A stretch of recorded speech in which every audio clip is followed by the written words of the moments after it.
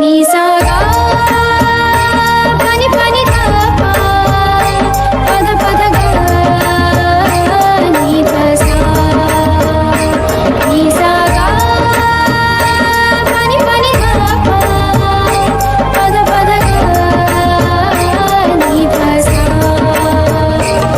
ही गाथा अस्तित्वाची शौर्याची पराक्रमाची ही गाथा अस्तित्वाची शौर्याची पराक्रमाची या मातीमधल्या कणाकणातील मौल्यवान रत्नांची या मातीमधल्या कणाकणातील मौल्यवान रत्नांची कर्तृत्व इथे गगनाला भिडे परिमोल जाणून ठेवू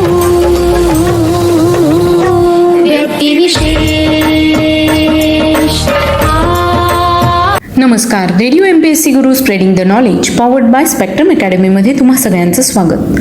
मित्रांनो, आपण व्यक्तिविशेष या सत्रात अशा व्यक्तींचा परिचय करून घेत असतो ज्यांनी स्वतःचं नाव इतिहासात कोरलं आहे.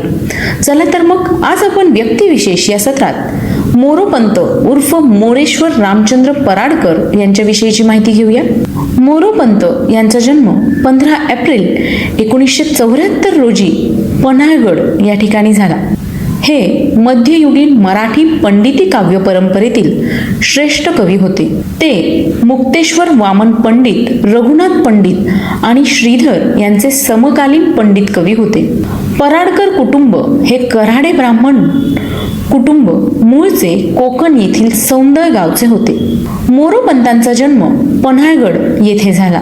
मोरोपंतांचे पणजे रामाजी पंत हे नोकरीच्या निमित्ताने कोकणातून पन्हाळगडावर येऊन राहिले. रामाजी पंतांचे नातू रामचंद्र पंत हे मोरोपंतांचे वडील. ते कोल्हापूरच्या छत्रपतींच्या पदरी नोकरीस होते. मोरोपंतांचे बालपण तिथेच गेले. तिथेच त्यांनी विद्याभ्यासही केला. पन्हाळगडावरील केशवपाध्ये व गणेशपाध्ये या 2 वेदशास्त्र पारंगत विद्वान बंधूंकडे मोरोपंतांनी न्याय, व्याकरण, धर्मशास्त्र, वेदांत व साहित्य यांचे अध्ययन केले. वयाच्या 24व्या वर्षापर्यंत मोरोपंतांचे पन्हाळगडावर वास्तव्य होते. मोरोपंतांचे वडील 1752च्या सुमारास पन्हाळगडावरून बारामतीस गेले. पुढे मोरोपंतही वडिलांना भेटण्यासाठी म्हणून बारामतीस गेले व कायमचे बारामतीकर होऊन गेले. पन्हाळगडावरील वास्तव्यात थोडीफार काव्यनिर्मिती सोडल्यास मोरोपंतांचे सर्व लेखन बारामतीस झाले.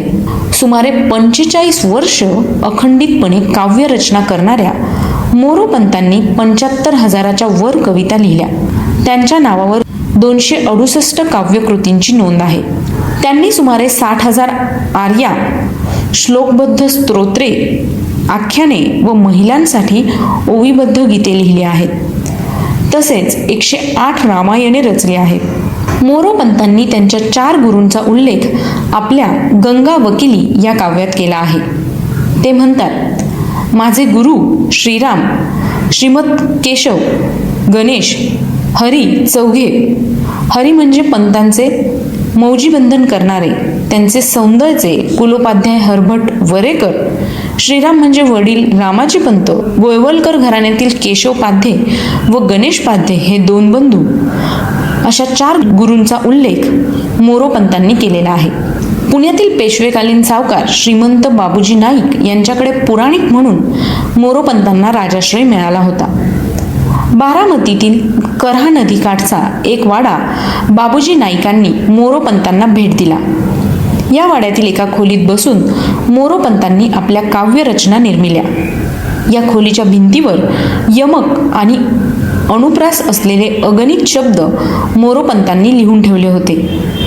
ते शब्द योग्य तेथे वापरून मोरोपंतांनी आपली काव्ये सजवत असत. मोरोपंतांची काव्यरचना विपुल असून तिचे कालक्रमानुसार 5 खंड पडतात.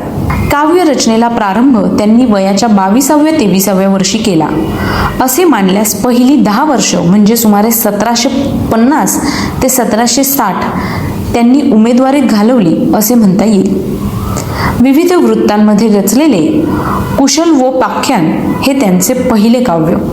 त्याशिवाय या प्रारंभीच्या कालखंडात त्यांनी शिवलीलांचे वर्णन करणारा ब्रह्मोत्तर खंड आर्यवृत्तात लिहिला आणि भागवताच्या दशम स्कंधाच्या आधारे आर्यगीतावृत्तात कृष्ण विजय लिहिण्यास सुरुवात केली.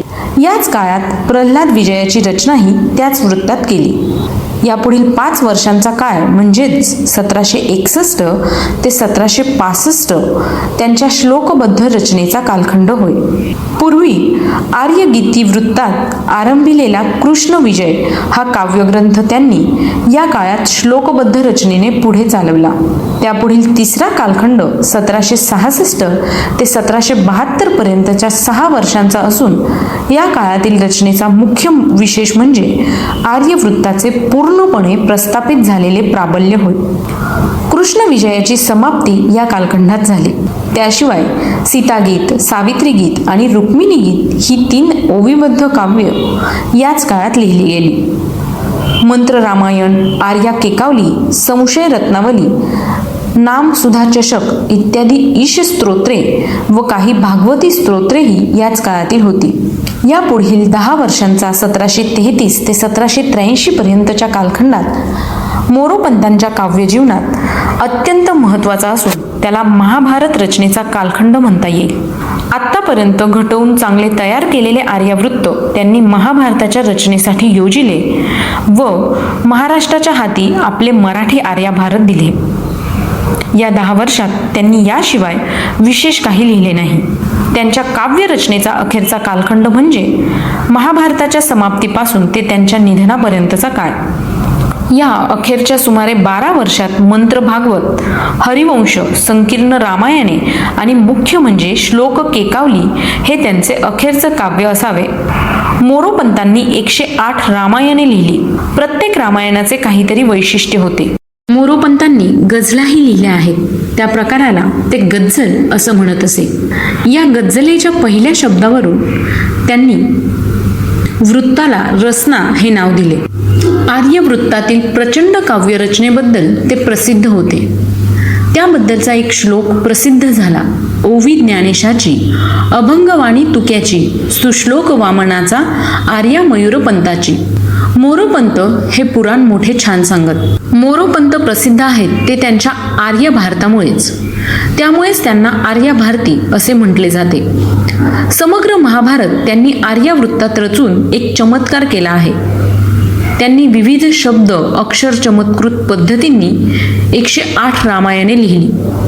झाले बहु, होतील बहु, आहेतही बहु, परंतु या समहा आणि बालिश बहु बायकात बडबडला या त्यांच्या काव्यातल्या ओळी आजही सुयोग्य उक्ती म्हणून सुपरिचित आहेत आणि वेळेप्रसंगी त्या वापरल्या जातात. मोरोपंतांनी गझल हा काव्यप्रकार मराठीत पहिल्यांदा हाताळला असे मानले जाते. मोरोपंत, माणिक प्रभू यांच्यापासून सुरू झालेला हा काव्यप्रकार माधव जुलियन यांनी मराठीत चिरप्रस्थापित केला.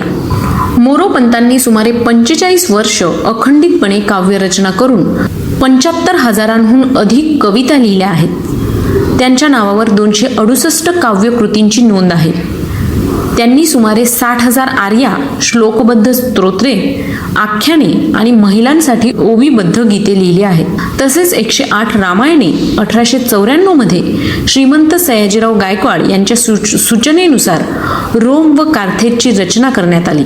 अशा या मराठीतील श्रेष्ठ लेखकाचे मोरोपंत यांचे 15 एप्रिल 1794 रोजी निधन झाले. तर मित्रांनो, आज आपण व्यक्तिविशेष या सत्रात मोरोपंत यांचा परिचय करून घेतला. तर मित्रांनो, तुम्हाला आमचं व्यक्तिविशेष हे सत्र कसं वाटलं ते आम्हाला नक्की कळवा. त्यासाठीचा आमचा व्हॉट्सअप क्रमांक आहे 8698 म्हणजेच 8698869880. चला तर मग मित्रांनो, मी प्रिया तुम्हा सगळ्यांची रजा घेते. पुन्हा भेटूया उद्याच्या व्यक्तिविशेष या सत्रात. तोपर्यंत ऐकत रहा radio MPSC Guru, spreading the knowledge, powered by spectrum academy.